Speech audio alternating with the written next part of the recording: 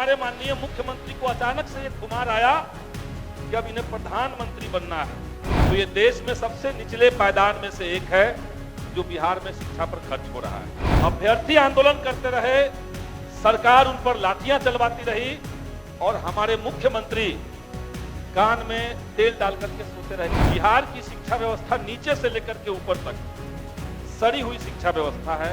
झांसा दे रहे हैं आप बिहार में रोजगार के नाम पर। मल्टी लेयर्स गड़बड़ियां बीपीएससी की परीक्षा में हुई है। नमस्कार, आप लाइव सिटीज देख रहे हैं। आपके साथ मैं हूं वसीम खान। देखिए, बीपीएससी प्रारंभिक परीक्षा में मल्टी लेवल गड़बड़ी हुई है और दूसरे तरफ देखिए डोमिसाइल की चर्चा, सीएम की जिज्ञासा जगी है और परीक्षा रद्द होने की बात सदन में देखिए खूब सवाल किए गए और विधायक संदीप सौरभ ने सब कुछ पटल पर रखा। मगर सीएम नीतीश की जिज्ञासा और परीक्षा रद्द करने की बात, सबसे पहले आप विधायक संदीप सौरभ को सुनिए। माननीय उपाध्यक्ष महोदय, आज शिक्षा पर चर्चा हो रही है और सरकार ये दावा कर रही है कि हम 19% बजट का एजुकेशन के ऊपर खर्च कर रहे हैं। बाहर से सुनने में लगता है कि बहुत बड़ी रकम है, लेकिन ये प्रति व्यक्ति अगर खर्च के लिहाज से देखा जाए तो ये देश में सबसे निचले पायदान में से एक है जो बिहार में शिक्षा पर खर्च हो रहा है। सरकार ने हाल में कास्ट सर्वे का रिपोर्ट लाया था और उसमें एक बात हमने देखा कि 31% बच्चे जो +2 की पढ़ाई पूरी कर लेते हैं उन्हें डिग्री कॉलेज में जगह नहीं मिल रही है, क्योंकि 20 साल से ये सरकार जो चल रही है एनडीए की, 20 साल से इन्होंने एक नीति बना के रखी थी कि अगर अनुमंडल में कोई डिग्री कॉलेज होगा तो हम और नहीं खोलेंगे। इसी सदन में हमने पालीगंज में डिग्री कॉलेज की मांग की थी। सरकार ने कहा कि अनुमंडल में एक है तो दूसरा नहीं खोलेंगे। अच्छी बात है कि इस बार सरकार ने कहा है कि ब्लॉक लेवल पे हम खोलेंगे। हम इस बात का इंतजार करते हैं कि पूरे बिहार के अंदर सभी प्रखंडों में डिग्री कॉलेज कब खुले। महोदय, बिहार की शिक्षा व्यवस्था नीचे से लेकर के ऊपर तक सड़ी हुई शिक्षा व्यवस्था है। पढ़ाई लिखाई का जो क्वालिटी है वो कचरा है और जिस राज्य के अंदर शिक्षा ठीक नहीं होगी, निश्चित तौर से वहां पर परीक्षा ठीक नहीं हो सकती। हाल में बिहार में बीपीएससी की 17वीं परीक्षा हुई। 4 साल से अभ्यर्थी आंदोलन कर रहे हैं। 13 दिसंबर को जो परीक्षा हुई थी महोदय, उस परीक्षा का समय था 12 बजे से लेकर के 2 बजे तक, लेकिन 1 बजे हमने देखा कि सोशल मीडिया पर उसका पेपर वायरल हो गया, पेपर लीक हो गया। कई सारे सेंटर्स पे जैमर काम नहीं कर रहे हैं। अभ्यर्थी आंदोलन करते रहे, सरकार उन पर लाठियां चलवाती रही और हमारे मुख्यमंत्री कान में तेल डाल करके सोते रहे। किसी पे कोई जवाब अभी तक नहीं आया। 2 परीक्षाएं हो गई, 13 दिसंबर को और 4 जनवरी को।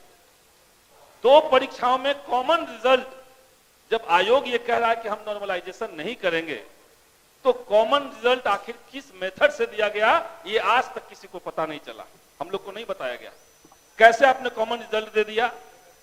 13 दिसंबर की परीक्षा में जितने बच्चे बैठे उसमें से 6% बच्चे उत्तीर्ण होते हैं, लेकिन 4 जनवरी की परीक्षा में जो बच्चे बैठे उसमें 20% उत्तीर्णता का प्रतिशत है। महोदय, ये इतना बड़ा गैप कैसे आ गया?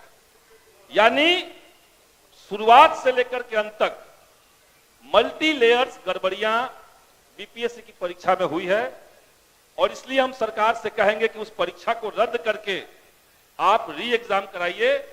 बिहार के युवाओं के साथ, उनके भविष्य के साथ खिलवाड़ बंद होना चाहिए। बिहार में महोदय शिक्षक बहाली अब बीपीएससी के माध्यम से हो रहा है। जब टीआरई 1 हुआ, इसी सदन में हमने मांग की थी कि उसमें डोमिसाइल नीति लागू होना चाहिए। सरकार ने विज्ञप्ति के समय डोमिसाइल लागू किया था, लेकिन हमारे माननीय मुख्यमंत्री को अचानक से यह खुमार आया कि अब इन्हें प्रधानमंत्री बनना है। डोमिसाइल 10 दिन के बाद उसको विड्रॉ कर लिया गया, वापस ले लिया गया। अभी टीआरई 3 का जो परिणाम आया महोदय, टीआरई 3 में 1 to 5 के जो टीचर नियुक्त हुए हैं उसमें से कुल पद 1 से 5वीं तक कक्षा के शिक्षक 7,440 जो टीचर नियुक्त हुए हैं, उसमें 6099 टीचर जो हैं वो दूसरे राज्य के हैं। आप समझिए कि ये जो आंकड़ा बिहार के अंदर आ रहा है, बगल में झारखंड के अंदर डोमिसाइल लागू है, पश्चिम बंगाल, उड़ीसा, उत्तर प्रदेश, हरियाणा, हिमाचल प्रदेश, तमिलनाडु, महाराष्ट्र, मध्य प्रदेश, इतने राज्यों के अंदर जब डोमिसाइल लागू है तो बिहार के अंदर बिहार के युवाओं के रोजगार की संभावनाओं को बचाने के लिए यहां डोमिसाइल लागू क्यों नहीं है? ये हमने सरकार से विधानसभा के अंदर लिखित में सवाल पूछा, सवाल कैंसिल कर दिया गया। तो आप बिहार के युवाओं के साथ आखिर ऐसा कब तक नाइंसाफी करेंगे? इसीलिए हम मांग कर रहे हैं कि अभी जो टीआरई 4 की परीक्षा होनी है उसमें डोमिसाइल सरकार लागू करे। ये जो विभत्स आंकड़े आ रहे हैं बिहार के अंदर, ये खिलवाड़ बिहार के युवाओं के साथ बंद होना चाहिए। एक शेर है महोदय कि वो जो बेचते थे दर्दे दवाए दिल, वो अपनी दुकान बढ़ा गए। सरकार ने कहा कि हम टीआरई 3 में 87,774 पदों पर बहाली करेंगे। अभी 2 दिन पहले उसकी जो ज्वाइनिंग हुई है 51,300 कुछ पद पर ज्वाइनिंग करवाया गया है। 10,000 से ज्यादा बच्चे ऐसे हैं जिन्होंने परीक्षा के दौरान अपने फॉर्म में प्राथमिकता दिया था कि हम किस में ज्यादा मेरा चॉइस है, तो प्राथमिकता आपने ले लिया, लेकिन एक ही बच्चे का आपने 3-3 जगह रिजल्ट दे दिया है। झांसा दे रहे हैं आप बिहार में रोजगार के नाम पर, और बड़ी संख्या में बच्चे जो हैं वो कट ऑफ के अंदर आकर के केवल एज के चलते या एक नंबर से बाहर हो गए। 87,000 बहाली निकल रही है और 51,000 पे ज्वाइनिंग हो रही है। इसीलिए सरकार टीआरई 3 में सप्लीमेंट्री रिजल्ट दे।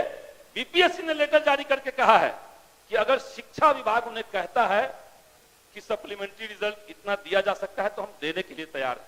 शिक्षा विभाग कह रहा है बच्चे मिनिमम क्वालिफाइंग मार्क्स ला चुके हैं, क्यों उनको अब बाहर रख रहे हैं?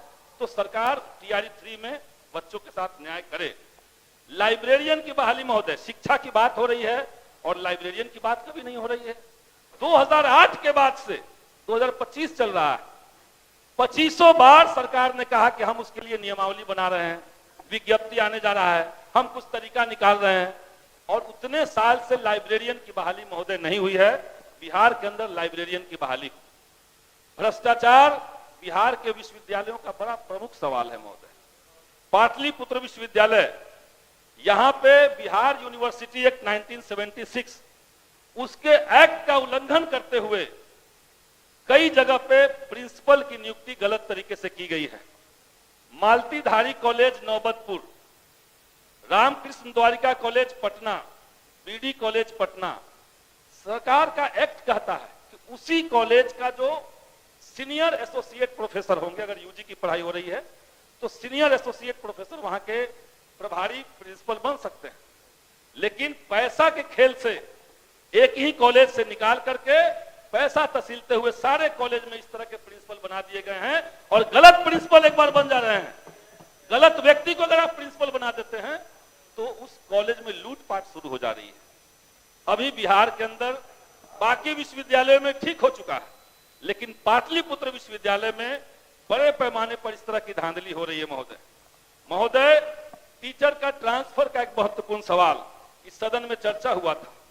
2020 के सेवा शर्त नियमावली में सरकार ने कहा कि हम करेंगे, तब से अभी तक सॉफ्टवेयर खेला जा रहा है महोदय।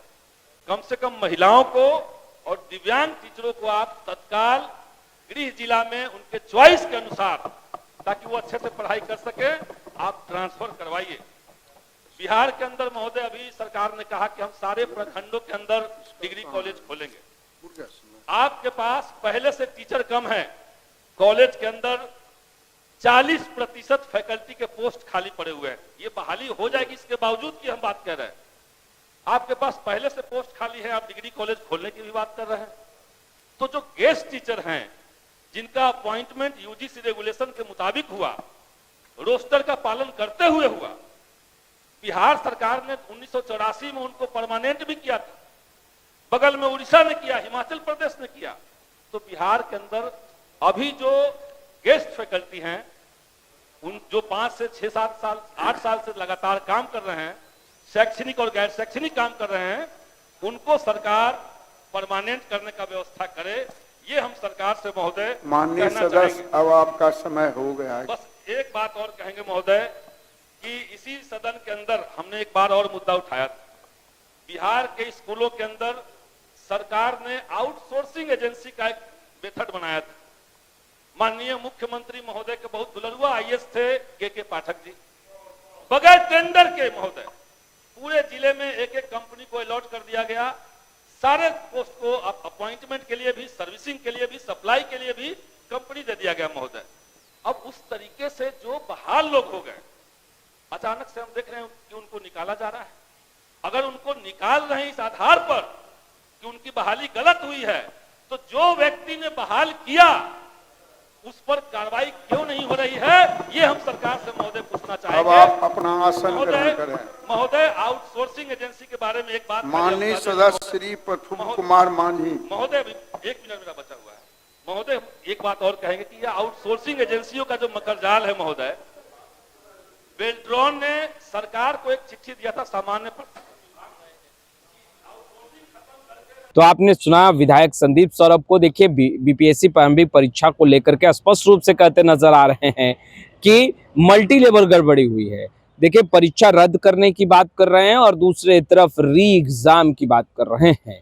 डोमिसाइल नीति लागू होनी चाहिए, यह भी संदीप सौरभ कह रहे हैं। मगर अचानक फिर संदीप सौरभ सीएम की बात करते हैं और कहते हैं कि सीएम को जिज्ञासा जगी पीएम बनने की।